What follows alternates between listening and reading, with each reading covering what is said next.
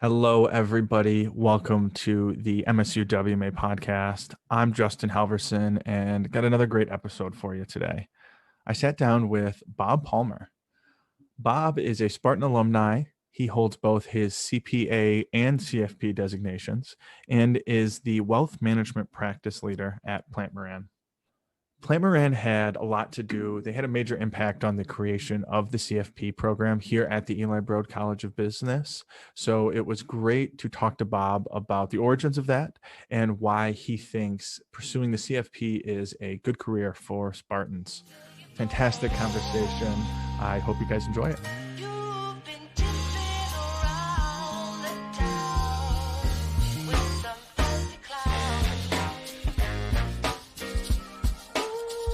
Hello, everybody. Welcome to the msuwma podcast. We've got a great guest with us today. We are joined by Bob Palmer, the wealth management practice leader at Plante Moran. Bob, thank you so much for being here. You're welcome. Thanks for having me.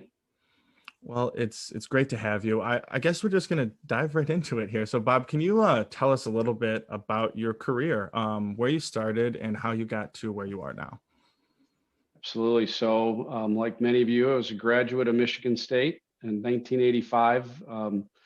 At that time, I was an accounting major and came right out of school, went to work for one of the, at the time, Big 8 firms, now Big 4 firms in San Antonio, Texas. Stayed with that firm, transferred back to Detroit where I grew up, and then joined Plante Moran in 1988 directly into, at that time, what was our financial planning department. And I've been there through all of our growth and creating a registered investment advisor and leading the practice today.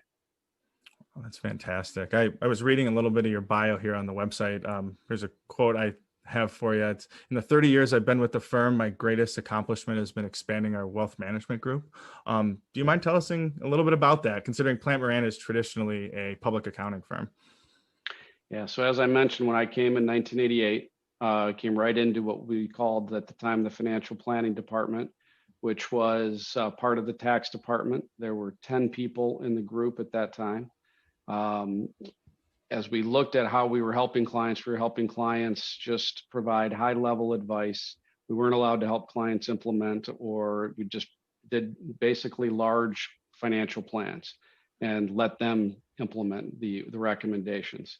Many clients wanted help, found that frustrating. And so in response to that, we actually took the financial planning department out of the tax department, created a separate entity called Plante Moran Financial Advisors in 1993.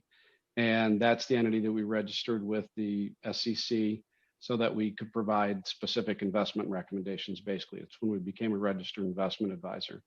And that has really, I think, started a lot of the growth when we were able to help clients implement. We added a trust bank in 2004. We added a limited purpose broker dealer in 2002, and combined a number of our tax people who work with a lot of families. And today that's our comprehensive wealth management group, which represents about 350 people today, working with about 3,500 families. And those families have approximately $15 billion of marketable securities. So not total net worth, they have businesses, et cetera, over that, but those are the marketable securities. Wow, that's very cool. I see that Plante Moran was just voted under Barron's like top 20 RIAs for 2020, which is a great accomplishment. I'm curious, do you mind talking a little bit about why you pursued the RIA, the Registered Investment Advisory route, versus maybe like a broker? Because I know that there's hybrid models out there that some firms pursue. Yeah, there are. For us, paramount with everything that we did was putting clients' interest first and foremost. And so we wanted to be in a position to remove as many conflicts of interest, appearance of conflicts of interest as we could. We wanted to be 100% advocates for our clients. We wanted to sit on the same side of the table as them. And we thought by putting ourselves as a registered investment advisor, being independent, not connected to any brokerage firms or any other investment firms, not getting compensated in any way, any other form other than our clients, and not being compensated differently for one type of recommendation or another was just absolutely critical for us when we kind of had our initial business model. That was important before I came to the firm. It was important when we registered as an investment advisor, and it's just as important, if not more important today, that we are putting our clients' interest first and foremost in everything that we do. That's fantastic. That's so great to hear. So you mentioned you were a Spartan, so that's great to hear. A lot of Spartans listening here. My understanding through my classes here is that Plante Moran had a lot to do with the creation of our CFP program. Do you mind touching a little bit about that and telling us how that got started and why Plante Moran thought that was an important initiative?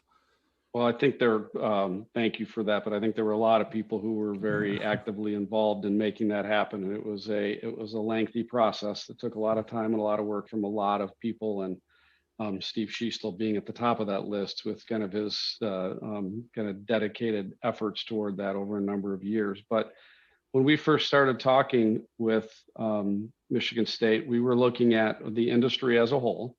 And the industry as a whole is currently, I think there are approximately 75 to 80,000 CFPs. I think there are more CFPs who are over the age of 70 than there are who are under 30. The industry has been evolving very much to that movement from a brokerage model to an independent registered investment advisor model. So the projected demand for CFPs in the future was huge. So you had this congruence of increasing demand. A number of people, I think 40% of CFPs will be retiring in the next 10 years. So you had this just huge congruence of a demand, opportunity we thought for students. And we looked at it and said, people there's not an environment for students to learn about this profession.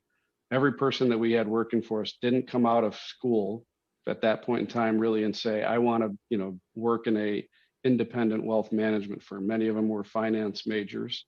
And I think most finance programs were geared towards what we'll call general business finance or investment banking, and that this part of the industry was pretty unknown. So we looked at it from what I'd call a broad industry basis where there was a huge need. We also looked at it selfishly from our own business needs, that we were struggling to find the number of candidates that we needed to kind of meet our growth expectations. And we wanted students to come in more trained, better prepared to hit the ground running on day one. So it was that combination that really we were hiring most of our people from the finance program at Michigan State at the time.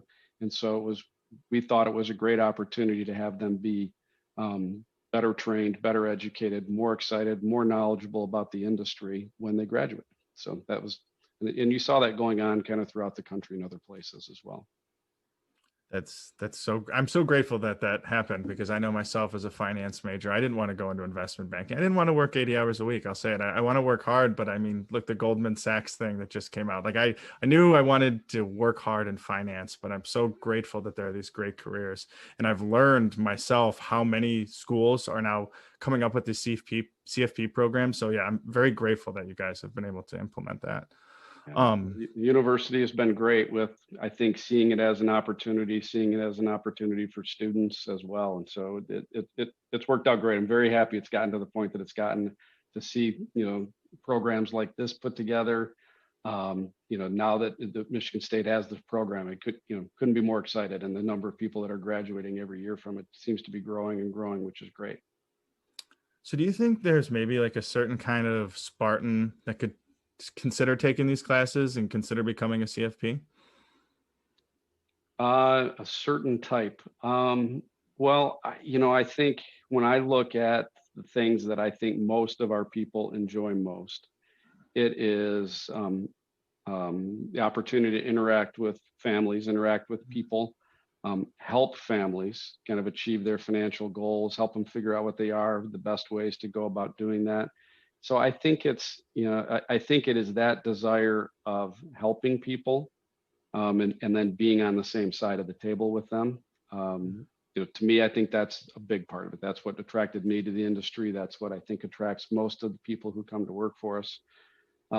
As well as then I think there's also the interaction of the people that you interact with on a day-to-day basis at work, who again, highly intelligent people that you can learn and grow from. So I think people who want that and they want a profession that are surrounded by like-minded people, want to work with families, want to have long-standing recurring client relationships.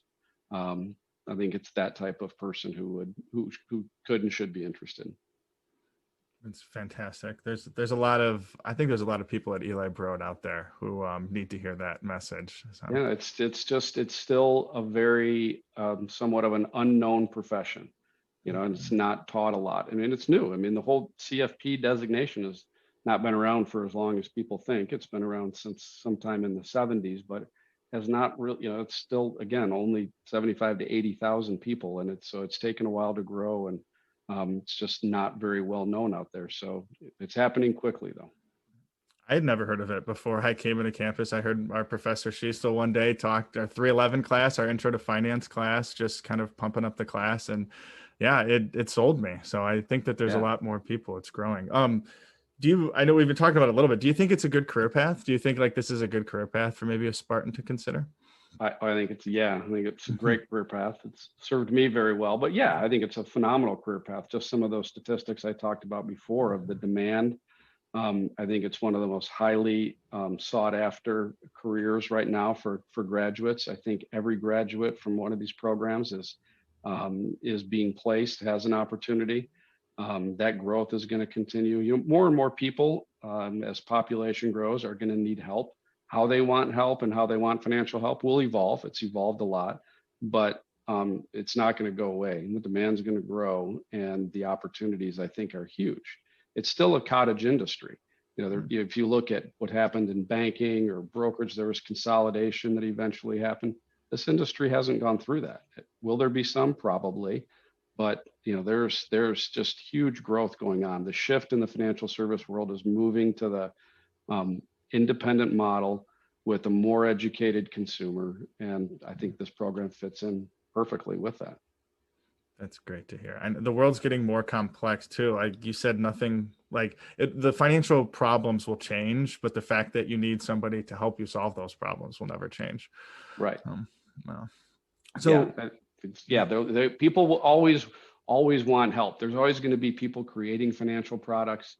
There's always going to be tax law that changes. The needs are going to be evolving. That's the other great thing about the industry too, is that the way that things were 10 years ago and 20 years ago are very different than today. So there's always opportunity for growth, always opportunity to learn. And that's the long-standing client relationships that all of us have, love, and cherish. That's fantastic. So maybe once a student, a Spartan, has figured out that this is something they're interested in, do you have any skills you would recommend they start to develop while they're going through college? I think there'd be a couple. I'd probably go in two buckets. Maybe I would go on the technical side, and then maybe on the personal or communication side. So on the technical side, for me and a lot of people in there was always some sort of underlying passion or interest about some area. But for me, it happened to be the investment area. And so I was always reading, I was watching, I was doing different things as much as I could to learn. I was trying things on my own. Failing at many things as part of that. But so I think it's doing things to advance, not just the things you're learning in class, but what's happening in the world, and reading news and paying attention and doing research. So I think that's really important. Then the other part is communication. There's so much interaction with people as a part of this. It's still a very people relationship oriented business.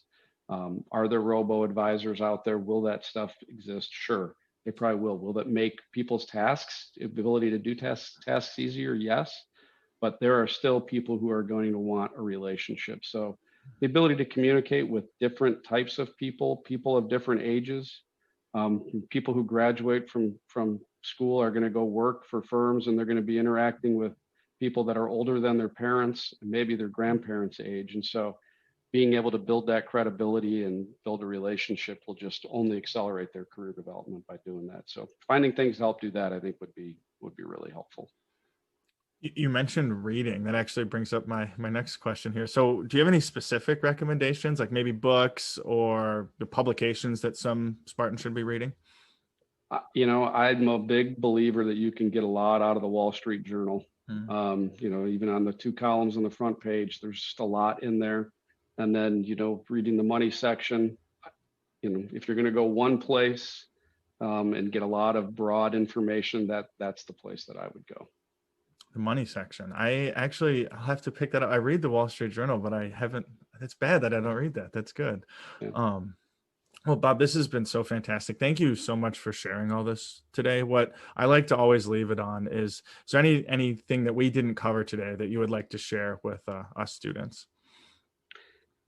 Yeah, I mean, I just, to me, you have to be having fun and you have to have passion around it. So by doing the different things that we talked about, whether it's reading, whether it's in class and, seeing the different programs, the different pieces that you have passion around, those are the places to pursue. That's where the fun comes from, interacting with people. So just, keep that in mind. A career can be rewarding in so many different ways, but needs to be fun also. And, I've been fortunate that been in it now for 35 years and have had a lot of fun along the way. And I don't think I could have made it through the 35 years if it wasn't having fun. So that's a huge element. Awesome. Bob Palmer, thank you so much.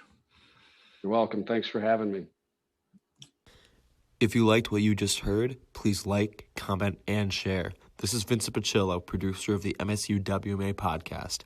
MSUWMA, or Michigan State University Wealth Management Association, is a student organization part of the Eli Broad College of Business located in East Lansing, Michigan. Our mission is to inspire and educate the next generation of financial planners. Thank you for listening to today's episode. If you enjoyed it, please check out our channel on all platforms such as Spotify and Apple Podcast. And check out our social media at MSUWMA and MSUWMA.com.